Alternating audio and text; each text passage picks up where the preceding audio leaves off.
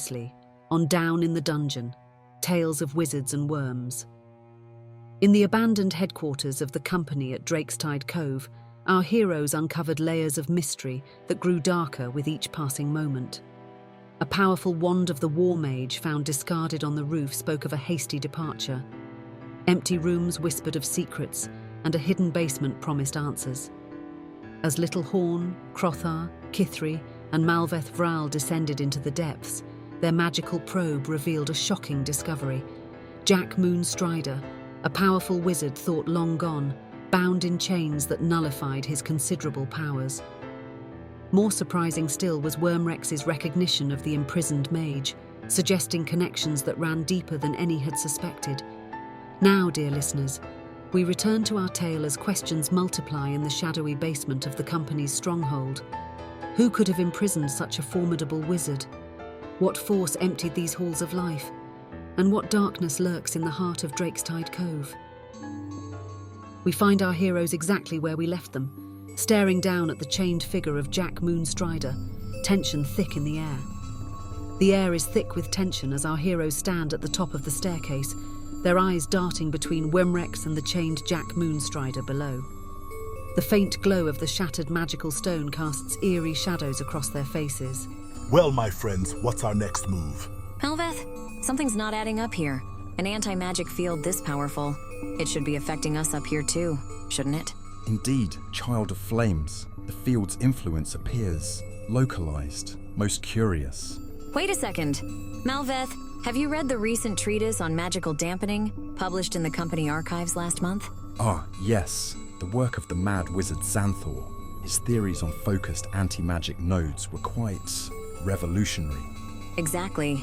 If I'm right, there should be a focal point, probably equidistant from each wall, creating a perfect sphere of influence. She begins to pace, her hands tracing arcane symbols in the air.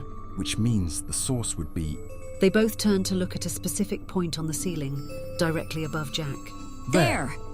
All right, folks. We need to disable that thing up there. Any ideas? I could try to reach it, but without magic to boost my jump?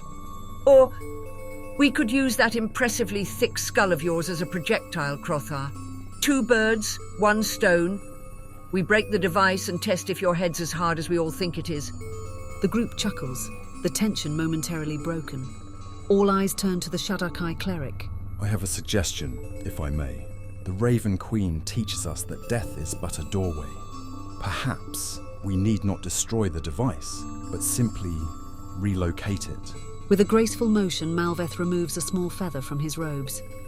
He whispers an incantation, and the feather begins to glow with an otherworldly light. This feather, blessed by the Raven Queen herself, exists in both our realm and the Shadowfell. It should be unaffected by the anti-magic field.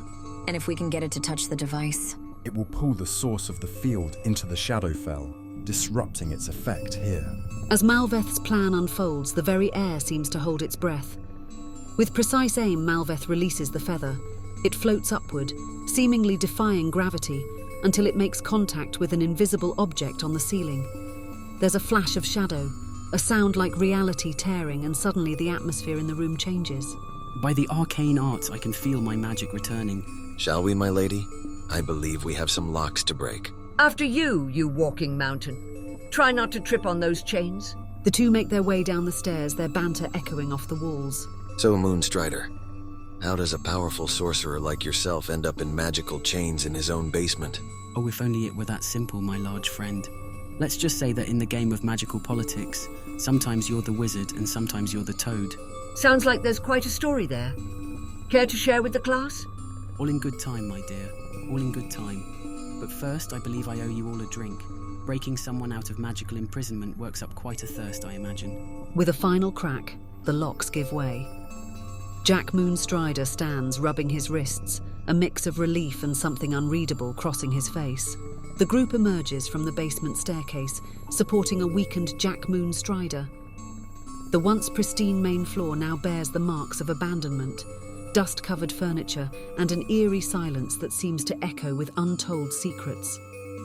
From the depths of confinement to the stark reality of abandonment, our heroes and their enigmatic charge step into a room that holds more questions than answers. The air itself seems heavy with the weight of untold stories and unseen dangers. Easy does it, old friend. Let's get you settled. By the arcane arts, it's as if time stood still up here.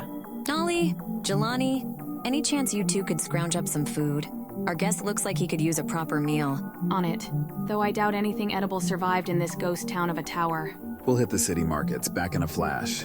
As the Tabaxi cousins depart, an uneasy silence settles over the room. Jack's gaze becomes distant, as if seeing beyond the confines of the present.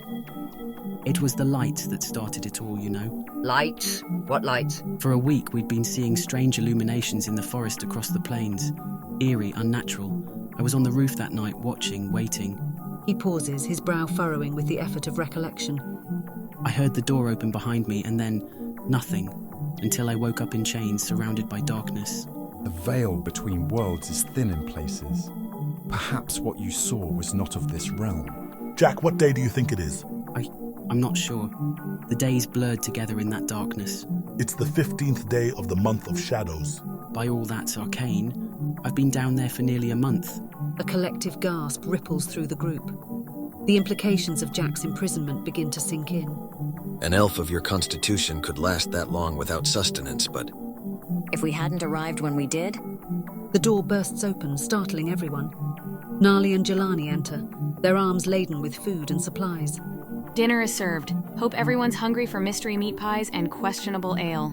As the group begins to unpack the food, a festive atmosphere briefly overtakes the room. But Jack's next words bring the gravity of the situation crashing back. There's something you all need to understand. This tower, it wasn't empty the night I was taken. The Drakestide Cove company members were here, going about their duties as usual. He pauses, letting the implications sink in. The fact that they were not locked up with me, that no one came looking, it terrifies me more than any darkness I faced in that basement. A heavy silence falls over the room. Each member of the party exchanges looks of concern and determination. With a month lost, an entire company vanished, and dark forces lurking just beyond the edge of firelight.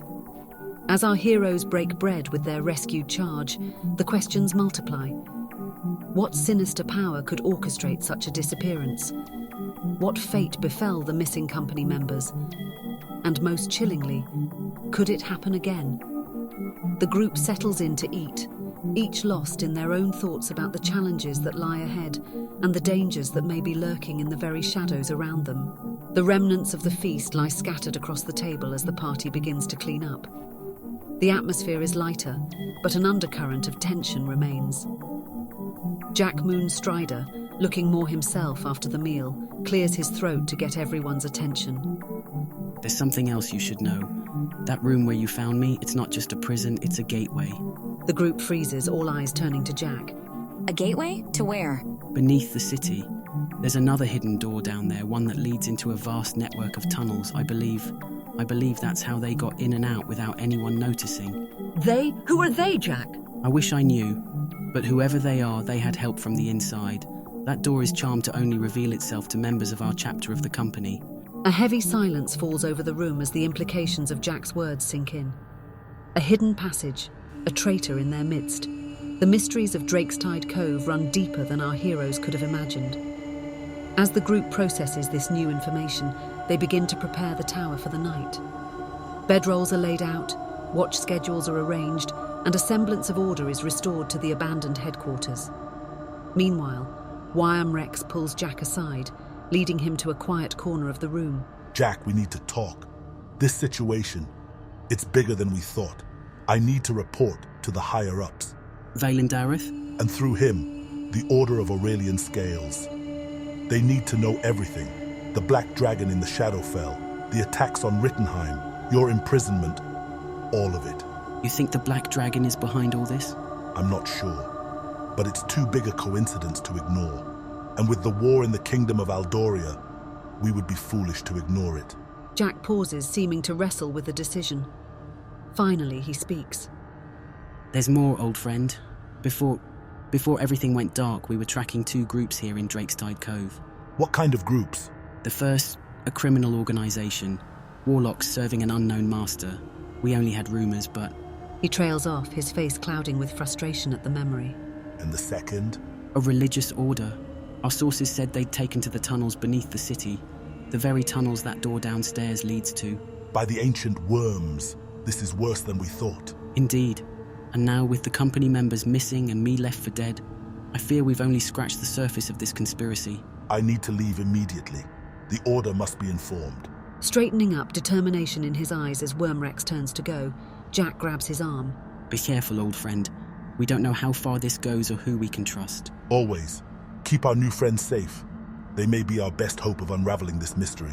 As Wormrex prepares for his urgent journey, the pieces of a vast and dangerous puzzle begin to fall into place. Warlocks in the shadows, cultists in the depths, and behind it all, the looming threat of draconic machinations. Our heroes, newly united and barely tested, now stand as the thin line between Drakestide Cove and forces that threaten to tear it apart from within. Wormrex and another figure quietly slips out into the night, leaving the rest of the party to fitful sleep, each dreaming of the challenges and dangers that await in the labyrinthine depths beneath their feet. The soft light of dawn filters through dusty windows, casting long shadows across the abandoned headquarters. And so our heroes find themselves with more questions after liberating the boss of the Drakestide Cove headquarters, left for dead in the bowels of the company tower and eating a feast of questionable origins, the weight of dark revelations hanging heavy in the air.